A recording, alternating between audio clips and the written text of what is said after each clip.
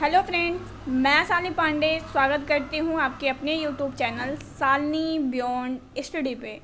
आज हम बात कर रहे होंगे आपके एक और कॉमन पेपर जो कि आपका सेकेंड ईयर का कॉमन पेपर है, फैमिली एंड कम्युनिटी। तो इस पेपर पे अब हम बात कर रहे होंगे और इसके जो भी इम्पोर्टेंट टॉपिक्स बनेंगे वो 10 से 15 टॉपिक्स आपको कराए जाएंगे। आपके एग्ज़ाम के लिए महत्वपूर्ण आपके को 10 से 15 टॉपिक इस पूरे सिलेबस से करवाया जाएगा। अगर आपने ये सारे सीरियल क्रम से जो है आपने ये सारे वीडियो देख लिए, आप अगर अपना एक हैंड रिटन नोट्स भी इसका बनाते हैं तो वो आपके लिए और बेनिफिशियल होगा। तो ये जो इम्पोर्टेंट टॉपिक्स आपको बताए जा रहे हैं, इससे बाहर आपके एग्ज़ाम में कुछ नहीं आने वाला है। तो बहुत ही अच्छे से आप लोग इन सारे टॉपिक्स को कवर करिएगा। हम बात कर रहे होंगे यूनिट 1.1 पे, जो कि हमारा है family meaning, definition and characteristics of families in the Indian context. आपको भारतीय परिवार के संदर्भ में परिवार का क्या अर्थ होता है, क्या उसकी परिभाषा है और भारतीय परिवार की क्या क्या विशेषताएं होती हैं, वो चीज़ें आपको पढ़नी है। अगर हम बात करते हैं तो पूरी यूनिट में आपका जो यूनिट फर्स्ट पूरा दिया हुआ है, इस पूरी फर्स्ट यूनिट में आपको सिर्फ फैमिली के बारे में समझना है, फैमिली के प्रकार के बारे में, फैमिली क्या होती है, उसके क्या विशेषताएं होती हैं, उसकी हानि क्या है, उसके लाभ क्या है, उस सारी चीज़ों को आपके इस यूनिट 1 में आपको समझना है। अब हम बात कर रहे होंगे सबसे पहले अवधारणा की, कि जो ये परिवार है इसकी अवधारणा कहाँ से आई। तो एक एल्मर थे, ठीक है, आप नाम आप याद रखिएगा, इम्पोर्टेंट आपके। एल्मर की एक पुस्तक थी जो कि है सोशियोलॉजी ऑफ फैमिली, ठीक है, ये इनकी एक पुस्तक थी। वो इस बुक में लिखते हैं कि जो फैमिली शब्द है उसकी उत्पत्ति किससे हुई है, लैटिन भाषा के फैमुलस शब्द से हुई है, ठीक है। तो इनका मानना था कि जो मतलब कि जो ये फैमिली शब्द है ये एक लैटिन भाषा के एक शब्द फैमुलस से इसकी उत्पत्ति हुई है। अगर हम बात करते हैं तो इसका मतलब क्या होता है, तो फैमुलस का मतलब एक ऐसे समूह या एक ऐसे समुदाय से होता है जिसमें माता पिता, बच्चे, नौकर और दास रहते हैं, ठीक है। परिवार के अंदर ये जो एल्मर की पुस्तक थी सोशियोलॉजी ऑफ फैमिली, तो इस पुस्तक में इन्होंने बताया कि परिवार का मतलब होता है एक ऐसा समूह जिसमें पति पत्नी हो, माता पिता हो, उनके माता पिता के बच्चे हों। अगर परिवार का कोई नौकर है जो कि परिवार में रहता है तो वो भी परिवार का हिस्सा बन जाता है। तो ये इतने लोग जो है वो एक परिवार का निर्माण मिलके करते हैं। समन्वय में जो परिवार होता है उसमें माता पिता एवं उनके बच्चों को सम्मिलित किया जाता है। सामान्य रूप से अगर हम देखते हैं तो परिवार के अंदर सिर्फ क्या, परिवार जो बच्चे हैं उनके माता पिता को सम्मिलित किया जाता है, जहां पति पत्नी जो हस्बैंड वाइफ हैं वो विवाहित लोग यौन संबंधों से संतान उत्पन्न करते हैं और उनका पालन पोषण करते हैं, वही परिवार होता है। इसमें कहा गया है कि परिवार का मतलब होता है कि एक मतलब कि मेल एंड फीमेल के यौन संबंधों द्वारा जिन बच्चों की उत्पत्ति होती है उन बच्चों को लेकर के और माता पिता को लेकर के एक परिवार का निर्माण होता है, जनरली ये माना जाता है। अब हम बात करते हैं परिवार की परिभाषा की, जिसमें कुछ महत्वपूर्ण परिभाषा को मैंने यहाँ पे शामिल किया हुआ है। आपको बस इतना करना है कि आप इन दो परिभाषाओं को अच्छे से याद कर लीजिए, ठीक है। अगर आप ये दो परिभाषाएं ऐसी हैं जो कि हर बार एग्जाम में बहुत महत्वपूर्ण भूमिका निभाती हैं, ये इम्पॉर्टेंट परिभाषा है। वैसे तो बहुत दी गई परिभाषाएं हैं परिवार के ऊपर, लेकिन जो इम्पॉर्टेंट है वो हम आपके लिए बता रहे हैं। पहला जो इम्पॉर्टेंट है वो है मैकाइबर एवं पेज के अनुसार। इनका जो मानना था परिवार को लेकर वो ये था कि परिवार एक गृहस्थ समूह होता है जिसमें माता पिता और संतान साथ साथ रहते हैं। इसके मूल में दंपति और उसकी संतान रहती। इनका मानना था कि परिवार क्या है, एक ऐसा समूह होता है जिसमें जो होते हैं पति पत्नी होते हैं, या फिर कह सकते हैं कि जिसमें माता पिता होते हैं और माता पिता के द्वारा उत्पन्न जो संतानें होती हैं उन्हीं के समूह को हमें परिवार मानते हैं। अगला बात कर रहे होंगे वर्गीस एंड लॉक के अनुसार। अपने आप में ये भी बहुत इम्पोर्टेंट परिभाषा बनती है। इनका मानना था कि परिवार जो है कुछ व्यक्तियों का एक ऐसा समूह होता है जिसमें वह विवाह संबंध के द्वारा अगर कोई लोग आ रहे हैं तो वो भी परिवार में आ जाएंगे। अगर रक्त संबंध है, जैसे भाई बहन हैं, वो भी परिवार का हिस्सा होंगे। दत्तक संबंध है, मतलब दत्तक संबंध का मतलब क्या है कि अगर किसी को गोद लिया गया है, ठीक है, जैसे कोई माता पिता हैं, उनकी कोई संतान नहीं है, तो अगर वो किसी को गोद लेते हैं तो वो भी उनके परिवार का हिस्सा हो जाएगा। ये सभी लोग मिलकर के एक गृहस्थी का निर्माण करते हैं एवं एक दूसरे पर स्त्री पुरुष, माता पिता, पुत्र पुत्री, भाई बहन इत्यादि के रूप में प्रभाव डालते हैं। ये सभी लोग जो जिनमें रक्त संबंध हो या फिर विवाह के द्वारा जो एक दूसरे संबंधों में बंधे हुए हों या फिर गोद लेने के माध्यम से एक दूसरे से बने हुए हों, ये परिवार के अंदर रह के कुछ संबंधों का निर्माण करते हैं। जैसे विवाह से हुआ है तो पति पत्नी का संबंध है, किसी को गोद लिया है तो बेटा या बेटी का संबंध बन जाता है, तो इस तरीके से भाई बहन का संबंध, तो ये परिवार के अंदर कुछ ऐसे संबंधों का निर्माण करते हैं और ये एक दूसरे से अंतःक्रिया के माध्यम से जो है एक दूसरे पर प्रभाव डालते हैं और एक संस्कृति का जो है वो निर्माण ये परिवार करता है। अब हम बात कर रहे होंगे परिवार की कुछ विशिष्ट विशेषताओं के बारे में। इसमें मैकाइबर एवं पेज ने, वैसे परिवार की अगर हम बात करते हैं कुछ सामान्य विशेषताएं भी होती हैं, ठीक है, कुछ विशिष्ट विशेषताएं भी परिवार की होती हैं, पर ये जो इम्पोर्टेंट है वो हम आपके लिए लेके आए हैं, वो है मैकाइबर एवं पेज के अनुसार। इन्होंने परिवार का एक विशिष्ट लक्षणों का वर्णन किया था और इन्हीं लक्षणों के आधार पर परिवार को अन्य समितियों से अलग भी किया जा सकता है। ये जो लक्षण हैं परिवार के, ये लक्षण परिवार होता है उसको अन्य अलग तरह की जो समितियां होती हैं, ठीक है, उनसे ये अलग करता है। जैसे लोगों का समूह तो जो है कोई, जैसे मान लीजिए कि कोई भी आयोजन किया जा रहा है, उसमें भी लोगों का समूह होता है, बट वो परिवार नहीं होता है, ठीक है। परिवार की कुछ अपनी क्वालिटीज़ होती हैं, कुछ अपने कैरेक्टरिस्टिक्स होते हैं, जिनके माध्यम से उसको देख करके, उन विशेषताओं को पहचान करके हम कह सकते हैं कि ये एक परिवार का हिस्सा है। पहली बात है सार्वभौमिकता। जो परिवार है वो सभी समाजों एवं संस्कृतियों में पाया जाता है, ठीक है। कोई किसी भी प्रकार की संस्कृति हो, किसी भी प्रकार का धर्म हो, हर एक प्रकार की संस्कृति में, और हम कह सकते हैं पूरे वर्ल्ड में जो परिवार है वो पाया ही जाता है। मानव जो है वो परिवार में ही जन्म लेता है और मृत्यु पर्यंत तक वो परिवार में ही रहता है। एक बच्चा जिसका जन्म परिवार में हुआ है तो उसकी मृत्यु भी परिवार में होगी, ठीक है। और ये जो परिवार है इसका जो क्षेत्र है वो कोई संकुचित क्षेत्र नहीं है कि एक दो ऐसे कुछ एरियाज हैं जिसमें परिवार जैसा कुछ पाया जा रहा है, ऐसा नहीं है। ये एक विस्तृत स्वरूप में फैला हुआ है। हर एक जगह जहाँ आप जाएंगे तो आपको परिवार देखने को मिलेगा। परिवार जो संगठन है वो केवल मनुष्य में ही नहीं अपितु जो है वो जंतुओं में भी पाया जाता है। जंतुओं की ऐसी अनेक प्रजातियां हैं जिनमें एक पारिवारिक संबंध आपको देखने को मिल जाता है। नेक्स्ट और दूसरी विशेषता है इसकी भावनात्मक आधार। ये परिवार का मूल आधार होता है, हम कह सकते हैं।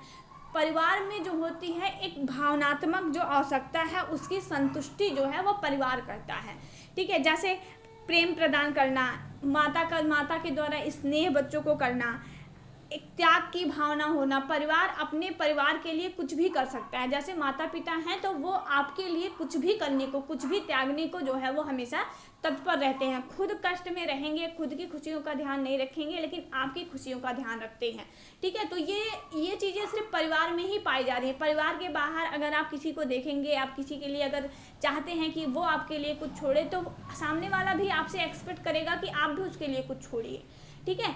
ये जो त्याग की भावना है ये परिवार में ही पाया जाता है। ये परिवार के माध्यम से ही हमें प्रेम मिलता है, स्नेह मिलता है और सुरक्षा, ठीक है। हमारी फैमिली हमको क्या करती है, एक सुरक्षा प्रदान करती है। हमारा घर हमको एक सुरक्षा प्रदान करता है। तो ये सारी जो चीज़ें हैं ये सारी परिवार में पाई जाती हैं। और परिवार की जो नींव होती है उसको भी हम विश्वास और भावनात्मक जो आधार है वो हम कह सकते हैं। क्योंकि अगर परिवार में विश्वास और परिवार में जो भावनाएं हैं वो एक दूसरे से मिलती जुलती हैं या एक दूसरे की भावनाओं को का कदर होता है, तो जो परिवार है वो एक संतुष्ट परिवार जो है आपको देखने को मिलेगा। नेक्स्ट और तीसरी विशेषता है निर्णयात्मक प्रभाव। इसमें क्या है कि बच्चे के लिए प्रारंभिक सामाजिक जो है वो पर्यावरण परिवार ही प्रदान करता है। मतलब बच्चे की विकास की जो नींव होती है, बच्चे के विकास की जो नींव करता है वो परिवार ही करता है। आप जानते हैं सर्वप्रथम बच्चा लैंग्वेज जो सीखता है वो अपने परिवार के माध्यम से सीखता है। आपने पढ़ा होगा कि बच्चे का जो समाजीकरण होता है, ठीक है, मतलब अच्छी बुरी बातों का थोड़ा बहुत ज्ञान, या हम कह सकते हैं कि बच्चे का संस्कार वो सॉरी वो पूरी तरह से परिवार पर ही निर्भर करता है। और व्यक्ति जो होता है वो समाजीकरण परिवार से ही प्रारंभ होता है। परिवार में संस्कारों के माध्यम से पड़ा प्रभाव जो है, तो परिवार में जो संस्कारों के माध्यम से जो प्रभाव पड़ता है वो व्यक्ति की आदतों एवं स्वभाव का निर्माण करता है। हमें परिवार में जिस तरह के संस्कार मिलते हैं उसी तरह से व्यक्ति के व्यक्तित्व का भी निर्माण होता है, ठीक है। तो जो ये निर्माणात्मक प्रभाव है ये सबसे ज़्यादा हमें परिवार का ही पड़ता है। परिवार पहला समाजीकरण का जो है एक सक्रिय जो एजेंसी भी होता है। आपने पढ़ा होगा कि जो परिवार होता है वो समाजीकरण का, बच्चे के समाजीकरण की एक सक्रिय एजेंसी होता है, क्योंकि उस परिवार के माध्यम से ही जो है बच्चे का पहला समाजीकरण होता है। नेक्स्ट बात कर रहे होंगे सीमित आकार। सीमित आकार से तात्पर्य क्या होता है कि परिवार के सदस्यों की संख्या कम होने से, मतलब छोटे आकार के कारण ही मानव का समुचित विकास परिवार में संभव हो पाता है। ये जो परिवार होता है, देखिए परिवार जो शब्द है वो सार्वभौमिक है, वो हर जगह पाया जाएगा, लेकिन परिवार के आकार की अगर हम बात करते हैं तो वो आपको सीमित देखने को मिलेगा, ठीक है। ऐसा नहीं है कि आपको 2-4 हज़ार लोगों का एक समूह आपको देखने को मिले तो वो परिवार कहलाएगा। परिवार का जो आकार होता है वो छोटा आकार होता है, मतलब 10-12 लोगों का समूह, 8-10 लोगों का समूह, 2-4 लोगों का समूह, ये मिल करके एक परिवार का निर्माण करते हैं। और परिवार के आकार का मतलब परिवार का जो आकार है वो सीमित होने से ही बच्चे का जो डेवलपमेंट है वो परिवार में बेहतर हो पाता है, ठीक है। सामाजिक संगठन में तथा औपचारिक संगठन में परिवार सबसे छोटी इकाई माना जाता है। मतलब अगर हम बात करते हैं समाज की सबसे छोटी इकाई क्या होती है, आपसे 1 नंबर में क्वेश्चन बन सकता है, ठीक है। तो आप ये लाइन आपके लिए बहुत इंपॉर्टेंट है, आप ध्यान रखिएगा कि जो परिवार होती है, मतलब जो परिवार होता है वो समाज का, सामाजिक संगठन का, और औपचारिक रूप से देखा जाए तो वो सबसे छोटी इकाई माना जाता है समाज में। आगे बात करेंगे सामाजिक ढांचे में प्रमुख स्थिति। देखिए संपूर्ण सामाजिक ढांचे में परिवार सबसे छोटी सामाजिक इकाई है। आपके लिए ये लाइन बहुत इंपॉर्टेंट है, हम बार बार आपसे कह रहे हैं, तो आप इस लाइन का ध्यान रखिएगा। आपसे पूछा जाएगा कि समाज की सबसे छोटी इकाई क्या होता है, तो हमारा जवाब होगा कि परिवार जो होता है वो समाज की सबसे छोटी इकाई होता है। सभी समाजों में सामाजिक संरचना का मुख्य आधार भी परिवार होता है। परिवार ही व्यक्तियों का बृहद समाज में भाग लेने के लिए तैयार करता है। एक परिवार ही होता है जो आपको, जब आप परिवार से निकलते हैं तो एक बृहद समाज जो आपको देखने को मिल रहा है, तो इसमें भाग लेने के लिए वो परिवार ही होता है जो आपको मोटिवेट करता है। मनुष्य इसी समिति में अपना समाजीकरण करता है। मनुष्य पर जो संस्कार बचपन में पड़ जाते हैं वो अमिट होते हैं, ठीक है, अमिट है, ये आप ध्यान रखिएगा थोड़ा सा। हमें जो संस्कार हमें बचपन से मिल जाते हैं वो हम ताउम्र जो है हमारी उस संस्कार का प्रभाव जो है ताउम्र हम पे देखने को मिलता है। तो ये जो सामाजिक ढांचा है, मतलब सामाजिक ढांचे के निर्माण में परिवार एक महत्वपूर्ण भूमिका अपनी निभाता है। नेक्स्ट है सदस्यों का उत्तरदायित्व। परिवार में क्या होता है कि प्रत्येक सदस्य, मतलब जो हर एक सदस्य है उसके अन्य सदस्यों के प्रति कुछ उत्तरदायित्व होते हैं। जैसे आपके माता पिता के आपके ऊपर कुछ उत्तरदायित्व है, आपका आपके माता पिता पर कुछ उत्तरदायित्व है, ठीक है। तो ये जो जिम्मेदारियां हैं, आप उत्तरदायित्व को ऐसा समझ लीजिए, जिम्मेदारियां हैं, ये एक परिवार जो है पूरे जीवन निर्वाह करता है और अन्य सदस्यों की हित का, उसकी स्वार्थ मतलब का, वो अपनी स्वार्थ का जो है वो बलिदान करके अन्य सदस्यों के प्रति उसके जो उत्तरदायित्व है उसका वो निर्वाह करता है। आप जानते हैं आपके माता पिता जो हैं आपके लिए अपनी निजी ज़रूरतों को जो है वो अनदेखा करते हैं, बट आपकी ज़रूरतों को पूरा करने के लिए, आपकी हर एक प्रकार की ज़रूरतों को पूरा करने की जो जिम्मेदारी है वो उनकी है, तो वो उसको पूरा करने के लिए पूरा जीवन अपना न्यौछावर करते हैं। तो ये केवल परिवार ही होता है जो हमारे लिए बिना स्वार्थ के ये सारी चीज़ें कर सकता है। आगे हम बात कर रहे होंगे सामाजिक नियम की। तो परिवार एक ऐसी समिति होती है जिसका निर्माण आसान है परंतु उसे तोड़ना अत्यंत कठिन होता है। परिवार के सदस्यों पर विवाह एवं उत्तरदायित्व के नियम भी परिवार के द्वारा ही लागू होते हैं। जैसे अगर हम बात करते हैं, अगर हम इसको समझना चाहें तो परिवार में रहने के भी अपने कुछ नियम और कानून होते हैं। जैसे एक स्त्री और पुरुष हैं जिनका विवाह एक साथ हुआ है, तो वो अगर चाहें कि वो परिवार का अंग ना रहे तो उसके लिए उनको एक लंबी प्रोसेस से गुजरना पड़ेगा, जिसको आप तलाक कहते हैं। ठीक है, तो परिवार ही ऐसे कुछ रूल, ऐसे कुछ नियम डिसाइड करता है जिनको अगर आप परिवार में हैं तो आपको उसको पालन करना ही पड़ेगा। अगर आप उससे बचना चाहते हैं या फिर अगर आप परिवार को जो है वो परिवार छोड़ना चाहते हैं तो उसके लिए भी आपको ये जो है एक नियम का पालन करना पड़ेगा। अस्थायी एवं अस्थायी प्रगति, परिवार एक संस्था भी है और एक समिति भी होती है। ठीक है, याद रखिएगा, ये भी लाइन आपके लिए इम्पोर्टेंट है। ठीक है, पूछा जा सकता है तो आप कहेंगे कि जो परिवार होता है वो एक संस्था भी है और एक समिति भी होती है। अगर हम संस्था के रूप में बात करते हैं तो परिवार की प्रकृति अस्थायी होती है। ठीक है, अगर हम एक संस्था को लेकर चलें, परिवार एक संस्था है, तो हम कहेंगे कि जिसमें परिवार की जो प्रकृति होती है एक संस्था के रूप में वो अस्थायी होती है, क्योंकि परिवार के नियम, रीति रिवाज, परंपराएं आदि के रूप में परिवार एक संस्था है जो अस्थायी है। मतलब हर एक परिवार के कुछ रूल्स होते हैं, कुछ नियम होते हैं, कुछ उनकी रीतियां हैं, कुछ उनकी परंपराएं हैं। और अगर हम एक संस्था की बात करें तो परिवार एक संस्था के रूप में अस्थायी होता है। परिवार के सदस्य सामान्य निवास तथा उनका संगठन आदि के रूप में परिवार एक समिति है। और हम कह रहे हैं ना, परिवार एक संस्था भी है, परिवार एक समिति भी है। संस्था के रूप में अगर हम देखें तो परिवार के अपने कुछ नियम हैं, कुछ रीतियां हैं, कुछ परंपराएं परिवार की होती हैं और ये परंपराएं अस्थायी होती हैं। और अगर हम समिति के रूप में देखते हैं तो उनका एक सामान्य निवास होता है, एक संगठन उनका होता है। समिति के रूप में परिवार का जो स्वरूप है, मतलब एक समिति के रूप में अगर हम बात करते हैं तो परिवार का स्वरूप बदल सकता है, परिवर्तित हो सकता है। पति पत्नी के विवाह विच्छेद या माता पिता के मृत्यु के कारण परिवार विघटित हो सकता है, परंतु संस्था के रूप में परिवार हमेशा बना रहता है। आप इतना समझिए कि जो परिवार है अगर उसको हम एक संस्था के रूप में लेंगे, ठीक है, अगर वो संस्था के रूप में है तो वो क्या है, अस्थायी है।